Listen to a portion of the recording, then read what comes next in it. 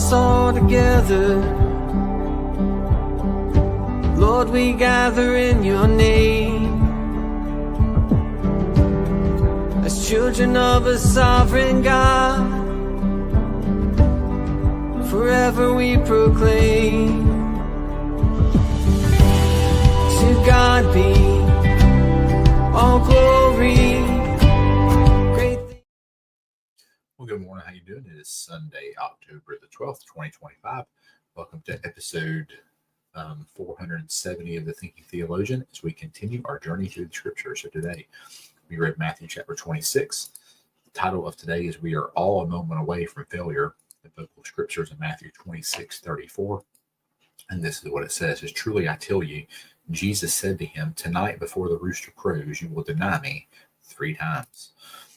So failure is a part of life. Sometimes we fail in small things and other times we fail in big areas. What makes failure important are the lessons we learn from these situations. For instance, I've learned more from my personal and professional failures than I ever could learn from my successes. Why? Because failure requires you to examine yourself and the situation. This examination exposes weaknesses and even major flaws. In today's reading, Jesus tells the disciples that they would be scattered. That, he's going to die, things are coming, and they're going to be scattered because of his crucifixion and them coming after him. They would leave Jesus and be separated from him and even from what they believe, because they were all in. Jesus is who he is. You're just having a Passover with them. We're not going to leave you. We know they're going to end up being scattered and stepping away and even going back to their former life, what they used to do. Now, doubt will creep in and win for a season for these men. Peter boldly stated he would never leave. Then Jesus tells him that he would deny him 3 times before the rooster crowed. He's like, I'm never going to leave you. I'm not going to do this. Jesus said, I'm telling you, before the rooster crows, you're going to deny me 3 times. I imagine he was in shock and had a belief in himself that would never allow that to happen. He's like, hey, I know what I believe. It's never going to happen. I'm not going to fail. I'm not going to make a mistake. And as we know from the scriptures, he did deny Jesus 3 times. What we need to learn from this is that we will all fail in our walk. We're going to have good intentions sometimes, we're going to make mistakes, and we're going to fail. If you believe that you will never mess up or have doubts, you are mistaken. If you believe you won't have moments where you should speak up, but you stay silent, you're mistaken. As humans who are trying to become more Christ-like, we will suffer many defeats that will expose the areas of our heart and life that must be submitted to the Lord. And this is important. If you think that I'll never do this or what's going on, or I'll never fall in these traps, or I'll never make any mistakes, you are the prime candidate for something to happen to you. So the question I have for you is the following. Are you willing to admit you need help? Peter was so sure he was right, he argued with the one who was never wrong. Imagine that. He's sitting there, the one who's never wrong, the one who's perfect. Peter began to argue with him. Was like, no, you're not right. I know what I'm going to do. Instead of listening to him, even after all the things he witnessed him do. His arrogance and his own ability was misplaced.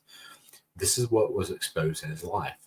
But before you say you would never deny Jesus, stop and ask yourself if your pride is getting in the way.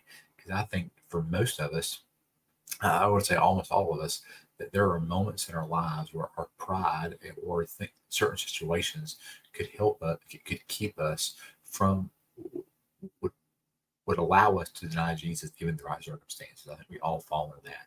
And this is why we have to be dependent upon God and what he does and how he works in people. Sorry about that.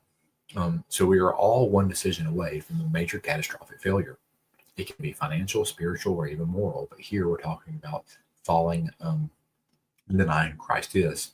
People who are not in a constant state of dependence on the Lord are on the door of making a major mistake. Peter should teach us. Peter teaches us how easy it is to be zealous and fail at the same time. So you can be zealous and be zealously wrong in your approach and what you do and how you go. So I want to again hit on this, that we're all a moment away from failure.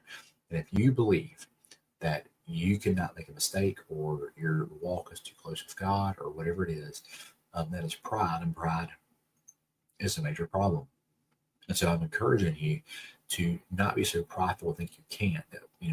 There are many men and women who had strong walks with the Lord that because of different things in their life end up making mistakes and failures and cause a lot of damage because they were spiritual leaders for people, but yet they lived a life that caused problems and ended up making failures and making mistakes.